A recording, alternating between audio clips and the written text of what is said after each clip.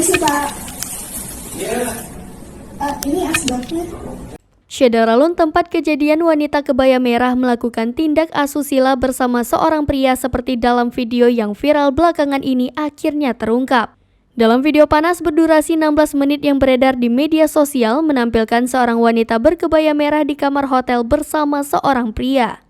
Video asusila ditenggarai mulai beredar di jagat maya pada Selasa 1 November 2022 lalu. Menindaklanjuti hal tersebut, Polrestabes Surabaya langsung bergerak mengumpulkan sejumlah bukti dari video yang beredar. Fakta-fakta baru pun terkuak bahwa adegan panas itu diduga kuat dilakukan di hotel sekitar kawasan Gubeng, Kota Surabaya. Polisi kemudian mengecek lokasi pembuatan video asusila wanita kebaya merah dengan mendatangi hotel yang ada di Jalan Sumatera, Surabaya. Polisi menduga video itu dibuat di kamar nomor 1710 sekitar Juli 2022. Fakta berikutnya, pegawai terapis yang ada di hotel tidak ada yang mengenakan pakaian kebaya, sehingga pemeran dalam video tersebut dipastikan bukan pegawai hotel.